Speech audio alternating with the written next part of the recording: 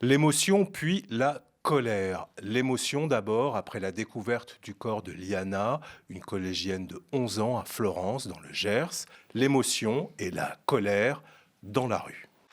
Émotion toute particulière devant le tribunal d'Auch. Les pancartes posées sur les grilles du tribunal disent la colère. Un cri de colère qui réunit ces Gersois de tous les âges. Devant le ministère de la Justice, le même dégoût. Je suis là parce que je suis très en colère. Ça fait 15 ans que certaines personnes demandent une grande loi intégrale, une loi cadre, pour que il y ait une vraie protection des enfants, des femmes, par rapport aux violences sexistes et sexuelles. On s'adresse en fait au ministre de la Justice. Gérald Darmanin n'a pas proposé immédiatement sa démission, mais il a au moins présenté des excuses. L'institution judiciaire, elle n'a pas su protéger cette petite fille.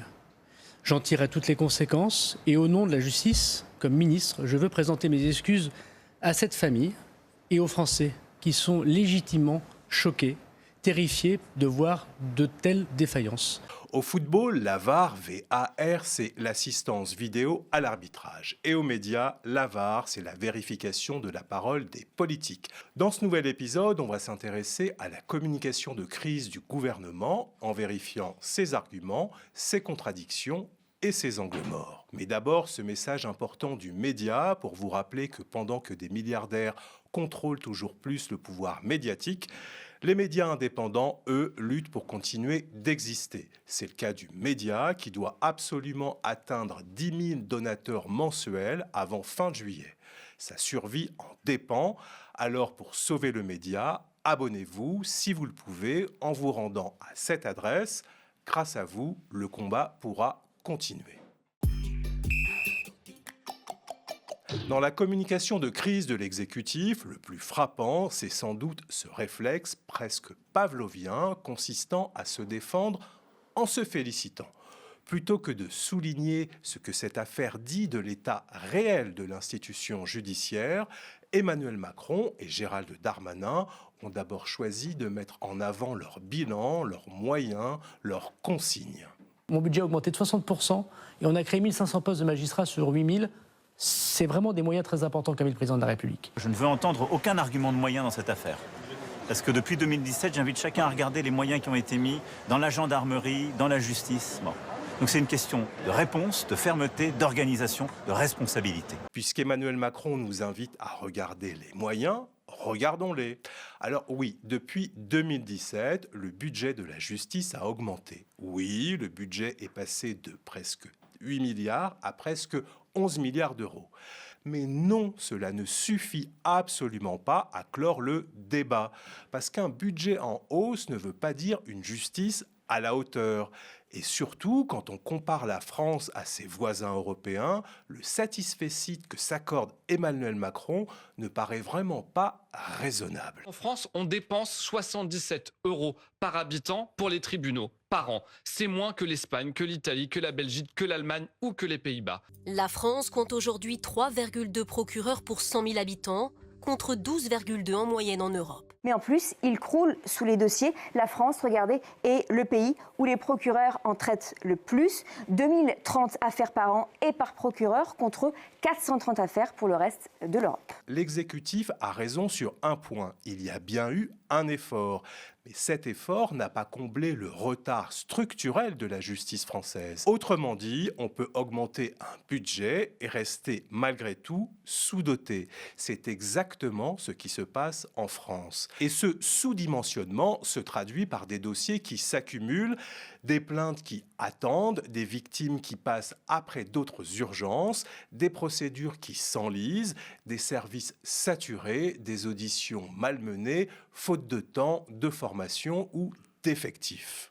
En France, entre 2016 et 2022, 72% des affaires de viol sur mineurs ont été classées sans suite. Ça ne veut pas dire que l'agression n'a pas eu lieu. On parle souvent de manque d'effectifs. Aussi, sachez que 60% des auditions d'enfants victimes mineurs seraient réalisées par des personnes non formées. En mars 2024, par exemple, seulement 9 agents étaient affectés à la brigade de protection de la famille de Nantes. 500 dossiers étaient alors en attente, sans personne pour les traiter. À Roubaix, il y avait 825 procédures relatives à des mineurs victimes qui étaient donc en attente. Donc quand Emmanuel Macron explique qu'il ne veut entendre aucun argument de moyens, ce n'est pas entendable, parce que les chiffres disent exactement l'inverse de ce qu'ils suggèrent.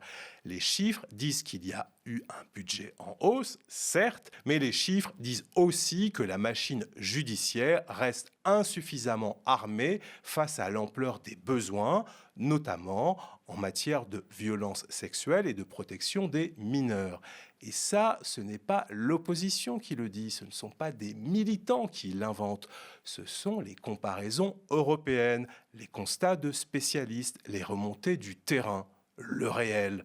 D'autant que sur ce sujet, Macron n'en est pas à sa première promesse. Les 40 dernières secondes qui me restent, je veux les consacrer à nos enfants. On a parlé de notre jeunesse qui a tant souffert pendant le Covid. Et au fond, on se bat tous, chacun avec nos différences, nos sincérités, pour nos enfants. Et moi, l'une des choses qui m'importe le plus, si les Françaises et les Français me font confiance, c'est de continuer à leur bâtir un monde meilleur à travers toutes les politiques que j'ai défendues, mais aussi de mieux les protéger. Et la protection de l'enfance sera au cœur des 5 années qui viennent. Sauf qu'entre une promesse de débat présidentiel et la réalité de l'action publique, il y a un gouffre.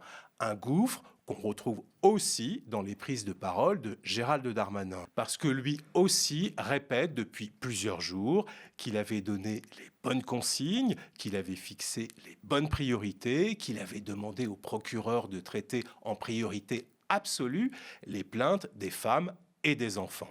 Quelques jours après mon arrivée à la chancellerie, j'ai pris une instruction qui a mis l'enfant en numéro 1 des actions de ce que devaient faire les procureurs de la République. Depuis plus d'1 an que je suis ministre de la Justice, j'ai demandé au parquet de pouvoir mettre en priorité absolue les plaintes qui concernent les femmes et les enfants. Mais là encore, vérification faite, le ministre de la Justice va vite en besogne.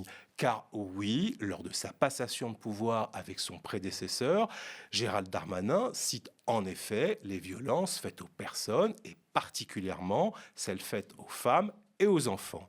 Mais il faut écouter le discours du garde des Sceaux jusqu'au bout, parce que dans cette même déclaration, Darmanin dit aussi très clairement autre chose, que la priorité absolue de son mandat sera la lutte contre le trafic de drogue, et ça change tout. Les procureurs, dont je connais le rôle primordial, recevront des instructions générales de politique pénale très claires et très fermes pour engager systématiquement des poursuites contre les violences faites aux personnes, et singulièrement contre les femmes et les enfants, contre le séparatisme islamiste et les extrémismes violents qui veulent atteindre notre démocratie et notre République, contre le narcobanditisme et le trafic de drogue, qui sera la priorité absolue de mon mandat au ministère de la Justice. Voilà donc la preuve que dans sa première prise de parole, les violences faites aux enfants ne sont pas la priorité absolue. Elles font partie de priorités qu'il cite, mais la priorité absolue, celle qui l'isole, celle qui met en avant, c'est le narcotrafic. Et c'est d'ailleurs écrit noir sur blanc dans la circulaire de politique pénale générale qu'il adresse au procureur début 2025. La première priorité d'action, la lutte contre les organisations criminelles et le narcotrafic. La deuxième priorité d'action, les violences faites aux personnes. Les faits commis au préjudice des enfants doivent faire l'objet d'une vigilance particulière et d'un traitement prioritaire. D'abord la lutte contre les organisations criminelles et le narcotrafic, et ensuite les violences faites aux personnes. Autrement dit, quand Gérald Darmanin affirme aujourd'hui qu'il avait mis les enfants en priorité absolue, il ne décrit pas correctement ses propres consignes, ses propres textes. Il reconstruit après coup une hiérarchie plus arrangeante que celle qu'il a réellement fixée. Depuis que je suis ministre de la Justice, j'ai demandé de mettre en priorité absolue les plaintes qui concernent les femmes et les enfants. Le narcobanditisme et le trafic de drogue sera la priorité absolue de mon mandat au ministère de la Justice. Et c'est bien ça le problème de cette communication de crise.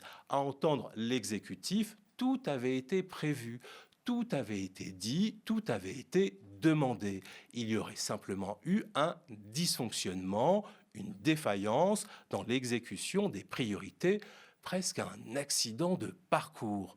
Mais quand on regarde les chiffres, les comparaisons européennes et les instructions écrites, on voit tout autre chose. On voit une justice encore et toujours sous-dotée et des priorités concurrentes. Il y a des circulaires uniquement qui réagissent à l'actualité. Tout est priorisé par le ministère de la Justice, plus rien ne l'est. C'est complètement absurde. Oui, Emmanuel Macron peut rappeler que le budget de la justice a augmenté. Oui, Gérald Darmanin peut répéter qu'il avait donné des consignes. Mais non, il n'y a pas de quoi s'adresser un satisfecit, parce qu'une hausse de budget ne suffit pas quand on reste un des pays les moins bien dotés d'Europe en procureurs et en juges, et parce qu'une priorité proclamée ne vaut pas grand-chose quand, dans les textes, la priorité absolue est ailleurs. En résumé, Macron nous dit pas d'excuses, il y a des moyens. Darmanin nous dit pas d'excuses, j'avais donné les consignes. Le problème, c'est que les chiffres contredisent l'un et que les textes contredisent l'autre. Et puis, il y a la droite et l'extrême droite qui se découvrent soudain une immense passion pour la protection des enfants, pour la fermeté absolue, pour la tolérance zéro. À les entendre, il faudrait frapper plus fort, punir plus vite, enfermer plus longtemps. Mais encore faut-il regarder ce que la droite et l'extrême droite font quand il s'agit concrètement de voter la loi et aussi quand il s'agit d'assumer leur propre fréquentation politique et médiatique. Cette petite fille a été sacrifiée sur l'autel de la nonchalance d'un État dont l'appareil judiciaire a failli. Ce drame a plusieurs causes, mais qui relèvent toutes du politique. Sa réticence à traiter avec une fermeté absolue les atteintes à l'intégrité physique, en particulier des enfants. L'obsession idéologique de la réinsertion des criminels au détriment de la protection de la société. Mais si le Rassemblement national veut vraiment se poser en défenseur intraitable des enfants, alors il faut regarder ses actes. Et les actes, eux, racontent une histoire un peu moins glorieuse. Premier exemple, la proposition de loi, après le scandale de Pétaram, visant à protéger les enfants contre les violences en milieu scolaire, examinée à l'Assemblée nationale fin mai. Dans cette proposition de loi, un point très sensible concernait l'obligation pour les prêtres de dénoncer des crimes commis sur des mineurs dont ils ont eu connaissance dans l'exercice de leurs fonctions. Autrement dit, mettre fin au secret de la confession quand un enfant est victime de VSS. Et là, surprise, le Rassemblement national a déposé un amendement pour supprimer cette disposition. L'exposé des motivations est clair. Il faut, disent les députés du RN, préserver le secret de la confession. Le présent amendement prévoit de préserver la protection du secret professionnel. Le secret de la confession constitue un édifice de notre État de droit. Ce sont finalement les Républicains qui ont obtenu gain de cause avec un amendement similaire.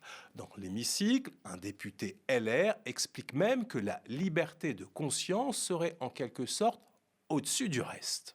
Nous arrivons effectivement à cet article sensible qu'on va appeler sous le générique de secret de la confession.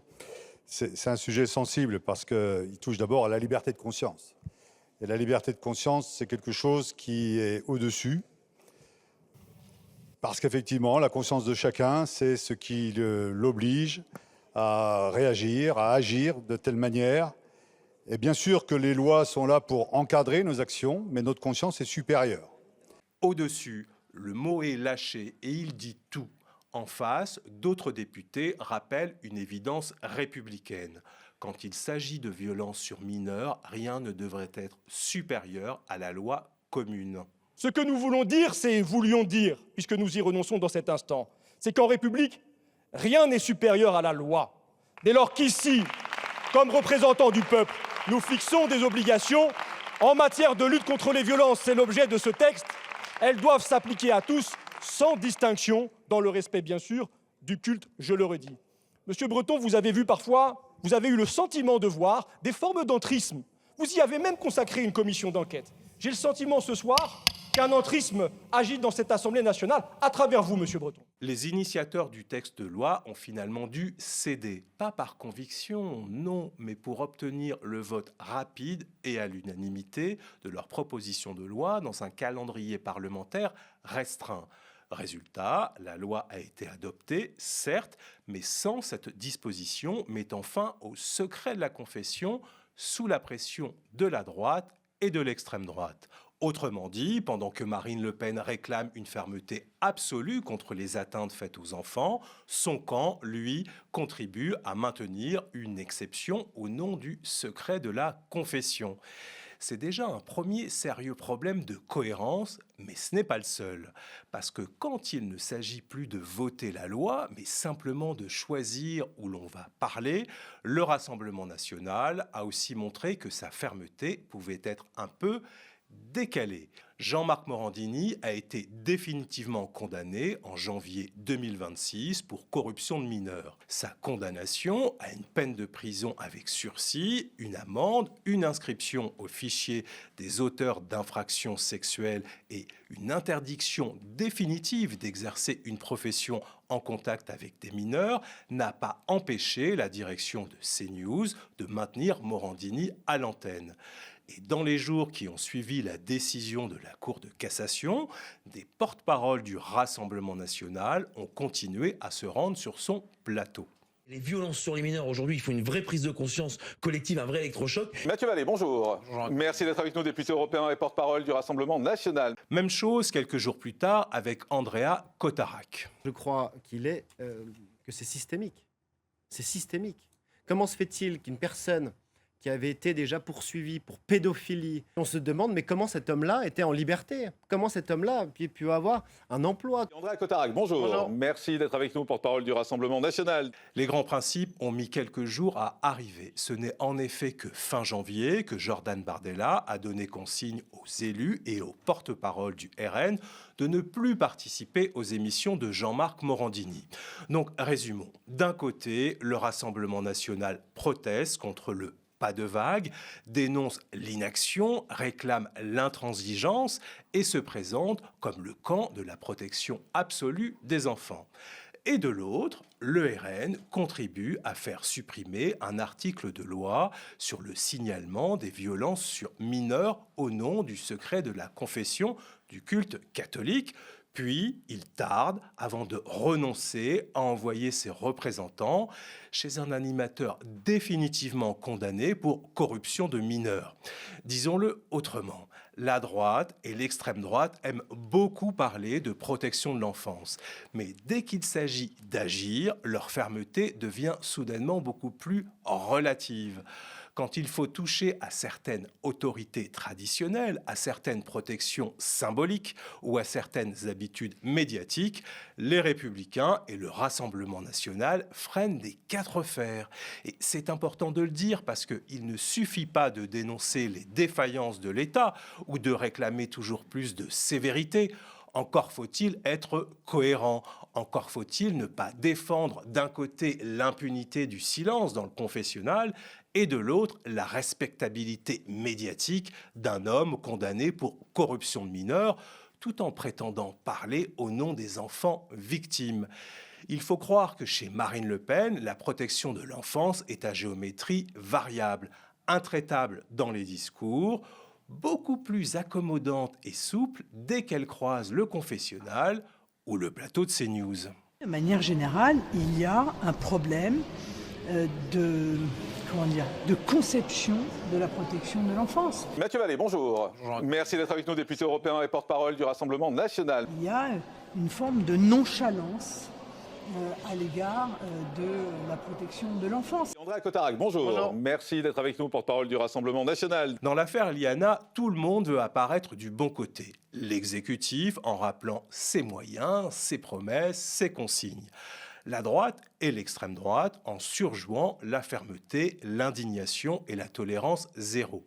Mais quand on regarde les chiffres, les textes, les actes, le vernis craque. D'un côté, le pouvoir en place qui explique qu'il a agi alors que la justice reste sous-dotée et que ses priorités réelles ne sont pas exactement celles qu'il prétend aujourd'hui. De l'autre, des oppositions à droite et à l'extrême droite qui se disent intraitables avec les violences faites aux enfants, tout en défendant le secret de la confession ou en tardant à couper les ponts avec un animateur définitivement condamné pour corruption de mineurs. Finalement, le problème est peut-être là. La protection de l'enfance fait consensus dans les discours. Mais dès que cette protection oblige à revoir des priorités budgétaires, des hiérarchies politiques, des habitudes idéologiques ou des complaisances médiatiques, le consensus se fissure. Et pendant ce temps, ce sont toujours les mêmes qui payent le prix des retards, des renoncements, des compromis et des hypocrisies, les enfants. Voilà, c'est terminé. Merci d'avoir suivi cet épisode de la VAR politique. Dites-nous ce que vous en avez pensé en laissant un commentaire, likez si vous avez aimé et restez connectés aux médias.